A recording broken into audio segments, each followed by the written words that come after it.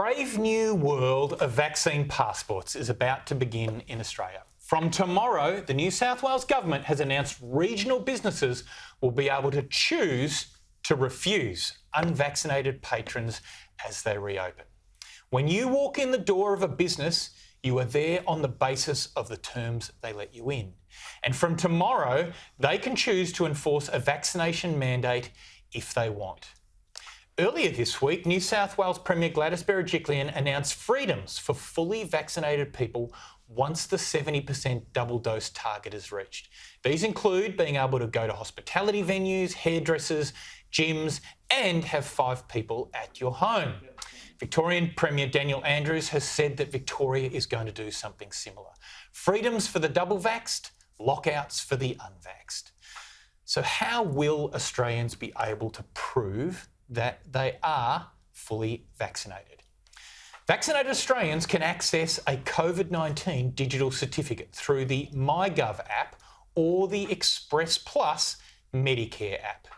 Here is an example of what one looks like. I added mine to my digital wallet on my phone today.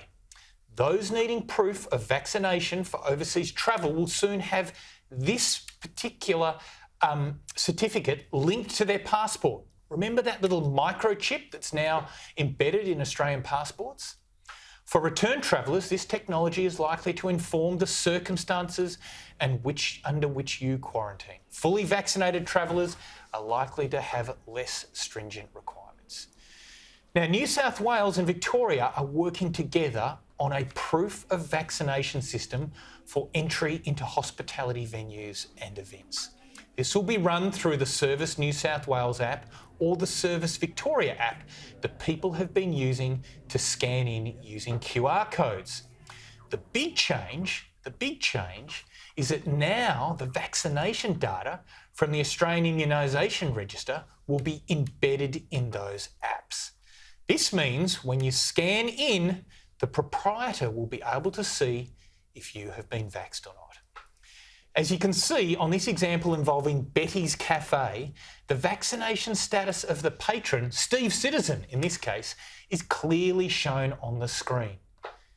This is what is coming, Australia. For people who cannot get vaccinated, there is likely to be a demand of proof of a negative COVID test in order to gain entry. Italy, France and Israel all have vaccination passports and are now using a negative COVID test as an alternative way to gain entry. Now, the check-in app in all other states and territories do not yet have a vaccination verification mechanism in them. So if you're living in South Australia, Queensland, WA, and so on, the app you've been using no longer have that vaccination verification technology. But it's fair to say these states will have to learn to live with COVID sooner or later, so it won't be long before they are succumbing to or scrambling for this technology as well. Now, make no mistake, this is the biggest expansion of the surveillance state that has ever occurred in our lifetimes. In France and other countries, the introduction of vaccine passports caused riots in the streets. It will certainly cause protests in Australia as well. But most people will happily comply for the very good reason that it helps beat the virus and it helps get our lives back. Emergency measures for emergency times. But Rita, I am sure you will be pleased to hear me say that when the emergency is over, these measures must go as well. But for now, we say thank you to the good folks of regional New South Wales, because from tomorrow, you are the guinea pigs for the entire nation as we enter the brave new world of vaccine passports.